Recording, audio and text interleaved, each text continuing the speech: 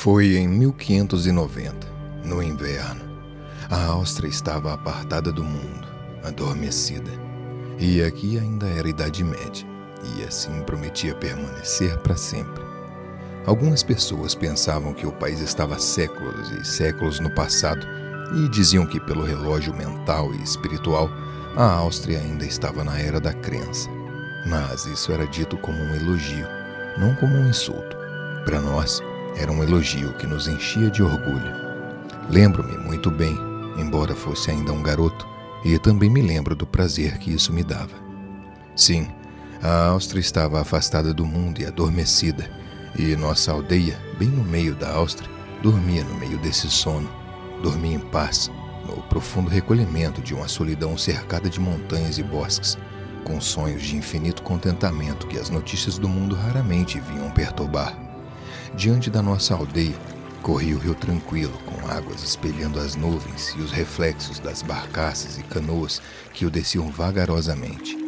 Atrás de nós, erguiam-se as encostas arborizadas até a base das montanhas gigantescas.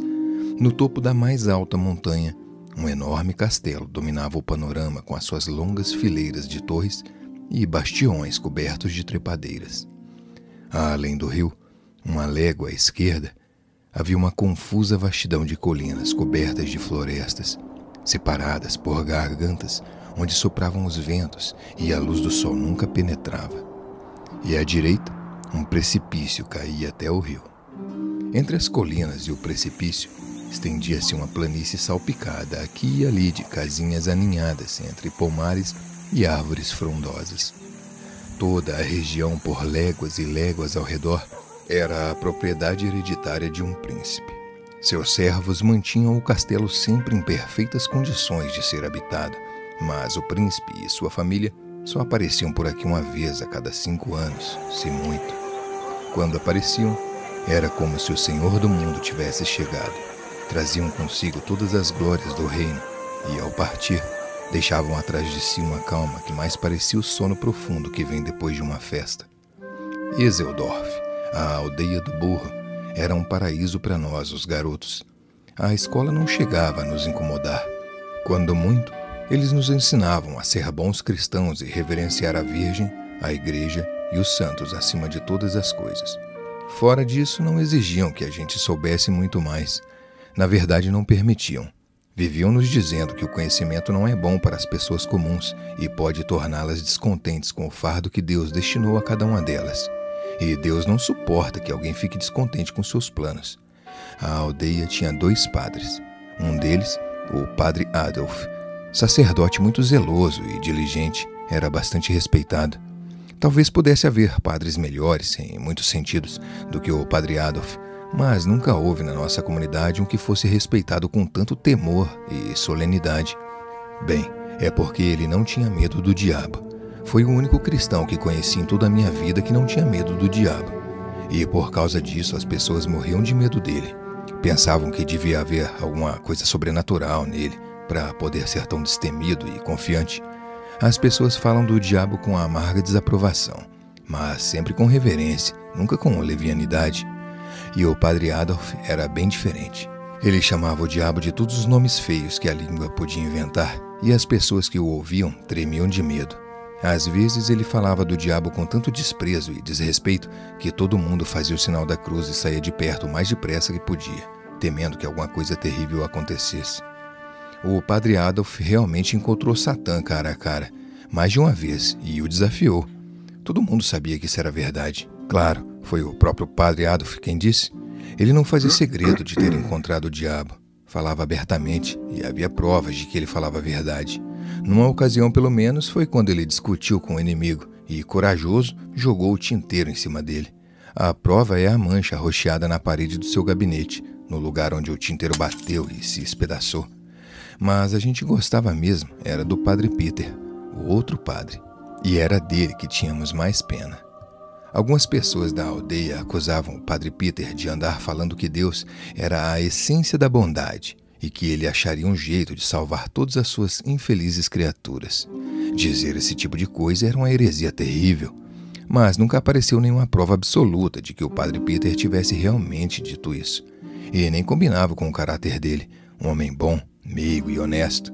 Ele não era acusado de dizer aquela heresia no púlpito, onde toda a congregação teria ouvido e prestaria testemunho.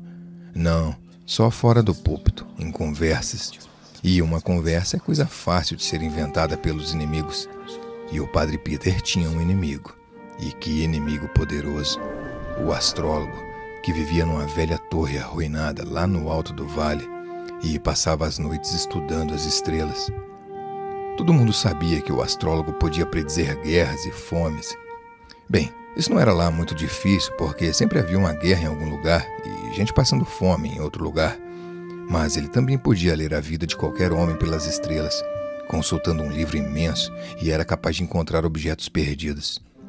A aldeia inteira, com exceção do Padre Peter, ficava muda de assombro diante dele. Até o Padre Adolf, que desafiou o diabo, mostrava o maior respeito pelo astrólogo quando ele descia o vale e passava pela aldeia com seu chapéu alto e pontudo e o seu manto longo e esvoaçante, todo bordado de estrelas, carregando aquele livro enorme e um bastão que tinha a fama de possuir poderes mágicos. Comentavam que o próprio bispo às vezes consultava o astrólogo. É que, além de estudar as estrelas e fazer profecias, o astrólogo dava as maiores exibições de piedade religiosa. E isso, é claro, impressionava o bispo. Mas o Padre Peter não dava a mínima confiança ao astrólogo. Denunciou-o abertamente como charlatão, um impostor sem nenhum conhecimento valioso, sem quaisquer poderes além daqueles possuídos pelo ser humano comum. Claro que isso fez o astrólogo odiar o Padre Peter e querer arruinar a vida dele. Todos nós acreditamos que foi o astrólogo quem começou aquele boato sobre os comentários heréticos do Padre Peter e levou a história até o bispo. Contou que o Padre Peter tinha dito aquelas heresias para sua própria sobrinha Margit.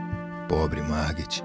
Ela negou tudo e implorou ao bispo para acreditar nela, salvar seu velho tio da miséria e da desgraça, mas o bispo não lhe deu ouvidos.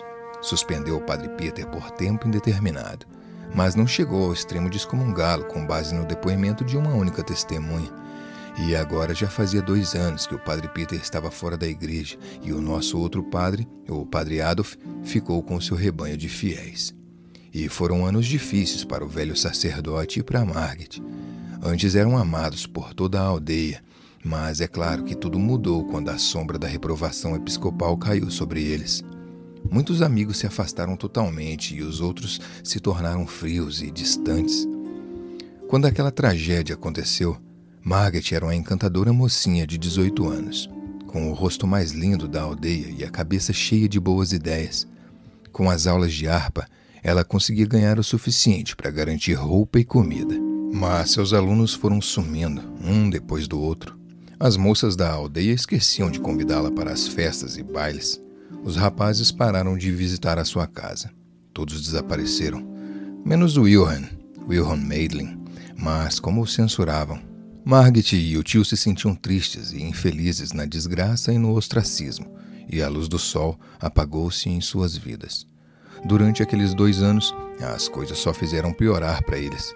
As roupas iam se gastando, o pão de cada dia ficava mais difícil de ganhar, e agora chegava o fim. Solomon Isaacs decidiu que já lhes tinha emprestado todo o dinheiro que estava disposto a emprestar e avisou que no dia seguinte executaria a penhora.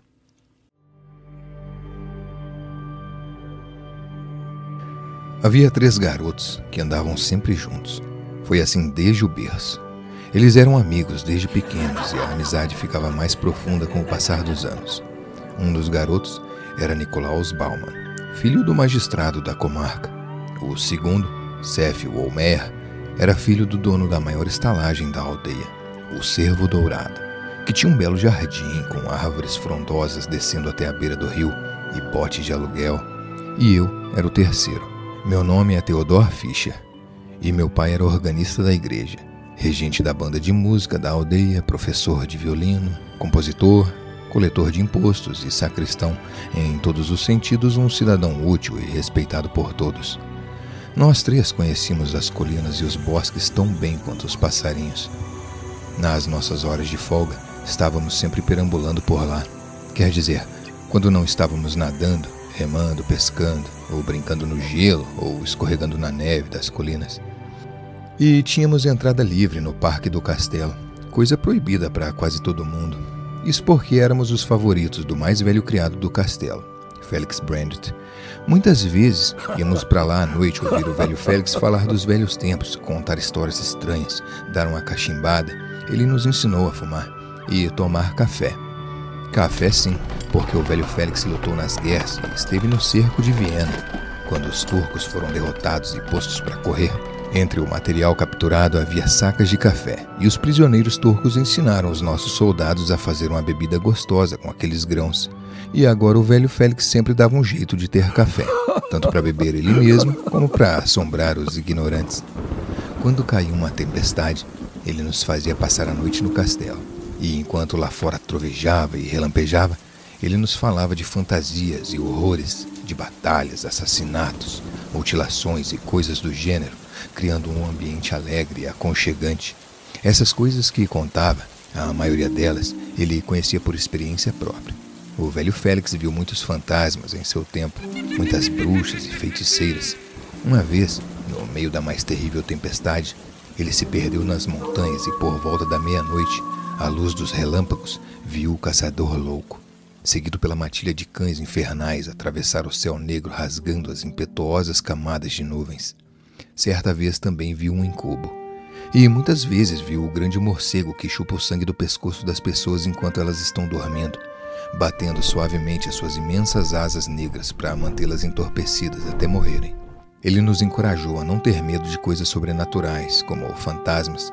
Dizia que os fantasmas não fazem mal a ninguém, só ficam vagando pelo mundo porque se sentem solitários e tristes e querem um pouco da nossa atenção e de compaixão. Com o tempo, nós três aprendemos a não ter medo e até descemos com o velho Félix no meio da noite, as câmaras assombradas nos calabouços do castelo. O fantasma só apareceu uma vez, um vulto bem vago. Ele flutuou silenciosamente no ar e depois desapareceu. O velho Félix tinha ensinado tão bem a sua lição que nós três nem trememos.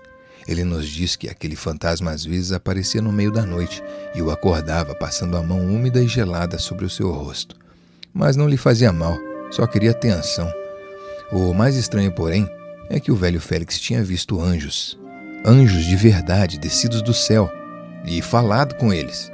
Anjos que não tinham asas, que usavam roupas iguais às nossas, que falavam e agiam exatamente como uma pessoa comum.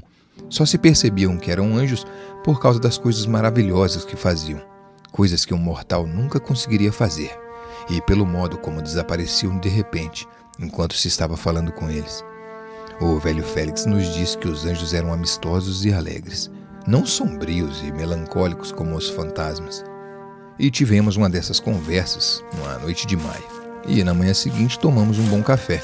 Depois descemos a montanha. Atravessamos a ponte e pegamos a trilha da esquerda até chegar numa clareira no alto da colina, um dos nossos pontos favoritos. Deitamos na grama à sombra das árvores para descansar, dar uma cachimbada e conversar sobre aquelas histórias estranhas e impressionantes que ainda agitavam a nossa imaginação. Mas na hora de acender os cachimbos, descobrimos que tínhamos esquecido de trazer o conjunto de perdeneira e fuzil para fazer a faísca. Foi aí que apareceu um rapaz. Ele saiu do meio das árvores e veio na nossa direção com passadas largas. Sentou-se ao nosso lado e começou a conversar como se fosse o nosso amigo, como se nos conhecesse. Mas nós não respondemos nada porque ele era um estranho. A gente da aldeia não estava acostumada a estranhos e ficava encabulada. Ele usava roupas novas e de boa qualidade, era simpático, tinha o rosto atraente e a voz agradável, era tranquilo, gracioso e desembaraçado. Não desajeitado, desleixado e acanhado como os outros garotos. Nós três queríamos ser amistosos com ele, mas não sabíamos por onde começar. Foi então que eu me lembrei do cachimbo e fiquei pensando se seria educado oferecer-lhe uma cachimbada, mas aí lembrei que não tinha fogo. Fiquei frustrado e desapontado. Ele me olhou, sorriu e disse: "Fogo? Claro, é fácil, eu lhe dou fogo." Fiquei tão espantado que não consegui nem falar. Ora, eu não tinha dito uma única palavra em voz alta. Ele pegou o cachimbo e soprou dentro do fornilho. O tabaco acendeu e logo as aspirais de fumaça azulada se ergueram no ar. A nossa reação natural foi pular de pé e fugir em disparada. Corremos alguns metros, mas ele nos suplicou para não fugir e nos deu a sua palavra de honra de que não nos faria nenhum mal. Disse que só queria fazer amizade e brincar um pouco. Então paramos de correr e ficamos ali, na orla, olhando, querendo voltar, cheio de curiosidade e espanto, mas com medo de nos arriscar. Ele continuou a suplicar, num tom de voz muito persuasivo, e quando vimos que o cachimbo não explodia nem nada acontecia, pouco a pouco ganhamos confiança, e por fim a curiosidade foi mais forte do que o medo, e nos arriscamos a voltar, mas muito devagar, prontos para fugir ao primeiro sinal de alarme. Ele estava decidido a nos tranquilizar, e tinha todo o jeito para fazer isso. Ninguém consegue ficar cheio de medo ou dúvida diante de uma criatura tão sincera, simples e gentil, que fala de um jeito tão sedutor como ele fazia. Ele nos cativou de verdade. Não passou muito tempo e nós três já estávamos à vontade, sossegados, tagarelas e felizes por ter arrumado aquele novo amigo. Depois que o constrangimento inicial se dissipou, nós lhe perguntamos onde tinha aprendido a fazer aquele truque estranho. E ele respondeu que não tinha aprendido nada. Era um dom natural seu, como outros dons muito curiosos. Quais? Muitos, nem sei quantos. Você mostra mais um desses truques? Perguntou um de nós. Por favor, insistiu o outro. Vocês não vão fugir de novo? Não, nós juramos, por favor. Certo, com todo o prazer, mas não se esqueçam da promessa. Juramos cumprir a promessa de não fugir. E então ele foi a uma poça ali perto e voltou trazendo um pouco d'água dentro de uma taça feita com uma folha larga. Soprou na água e jogou a folha fora. Na palma da mão havia um pedaço de gelo com a forma da taça. Nós ficamos espantados e encantados, mas não com medo. Sentimos uma imensa felicidade por estar ali e lhe pedimos para ir em frente e fazer algumas outras coisas. E ele fez. Disse que nos daria qualquer fruta que quiséssemos, fosse da estação ou não. Então nós gritamos ao mesmo tempo: laranja, maçã, um cacho de uvas. Ora, estão nos seus bolsos, disse ele. E era verdade. E frutas de primeira qualidade. Comemos e ficamos querendo mais, só que nenhum de nós disse isso em voz alta. Vocês vão encontrar mais frutas no mesmo lugar onde encontraram essas, disse ele. E tudo que tiverem vontade de comer. Não precisam dizer o nome da coisa que querem. Enquanto eu estiver com vocês, basta querer. E é só pegar. Ele falava a verdade. Nunca houve nada tão maravilhoso e interessante. Pãezinhos, tortas, doces, nozes, tudo que a gente queria estava ali. Ele não comeu nada, só ficou sentado conversando e fazendo uma coisa curiosa atrás da outra, para nos divertir. Pegou a argila e modelou um pequenino esquilo de brinquedo. Aí o esquilo correu para cima de uma árvore e ficou empoleirado num ramo bem alto, guinchando para nós. Então ele modelou um cachorrinho que não era muito maior que um rato. O cachorro farejou o esquilo e ficou saltando em volta da árvore, excitado, latindo, tão vivo quanto qualquer outro cachorro. Espantou o esquilo de uma árvore para outra e o seguiu, até que os dois sumiram na nossa vista dentro da floresta.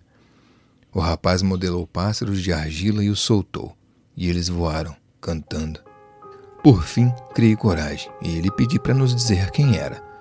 Eu sou um anjo, respondeu com toda simplicidade enquanto soltava outro pássaro e batia palmas para fazê-lo voar. Ficamos de queixo caído ao ouvir aquilo, e sentimos medo novamente. Mas ele disse que a gente não precisava se preocupar. Não havia razão para você ter medo de um anjo, e de todo modo ele gostava de nós. Continuou conversando com a simplicidade e naturalidade de sempre. E enquanto falava, fiz uma multidão de homenzinhos e mulherzinhas também, do tamanho do meu dedo. Aquelas criaturinhas começaram a trabalhar diligentemente, limpando e nivelando um espaço de grama, com uns 2 metros quadrados, e depois começaram a construir um pequeno castelo. As mulherzinhas misturavam as argamassas, botavam em baldes, punham os baldes sobre as cabeças e os levavam até o alto dos andaimes, exatamente como sempre fizeram as nossas operárias. Os homenzinhos assentavam os tijolos. 500 criaturinhas de brinquedo enxameando, apressadas de um lado para o outro, trabalhando duro e limpando o suor do rosto, exatamente como na vida real. O medo logo desapareceu diante do interesse e da empolgação que sentíamos, observando aquelas 500 criaturinhas levantarem um castelo passo a passo, tijolo por tijolo, dando-lhe forma e simetria. Logo estávamos novamente à vontade. Perguntamos se também podíamos fazer algumas pessoas, e ele disse que sim. Mandou o Cef fazer os canhões para os muros do castelo e mandou Nicolaus fazer os alarbadeiros, com seus elmos, as couraças, as grevas, e mandou o Theodor, no caso eu, fazer os cavaleiros e seus cavalos. Ao nos distribuir essas tarefas, ele chamou a cada um de nós pelo nome. mas não disse como foi que soube nossos nomes. Então o Seth lhe perguntou qual era o seu nome, e ele tranquilo respondeu, Satã, e estendeu uma lasca de madeira para apanhar no ar uma mulherzinha que estava caindo do andaime. Colocou-a de volta no seu lugar e disse, que boba, vê se olha por onde pisa. Pegou-nos de surpresa aquele nome. Pegou-nos de surpresa, e nosso trabalho nos escapou das mãos e se quebrou. Um canhão, um alarbadeiro e um cavalo. Satã riu e perguntou qual era o problema. Nada, é que parece um nome bem esquisito para um anjo, respondi.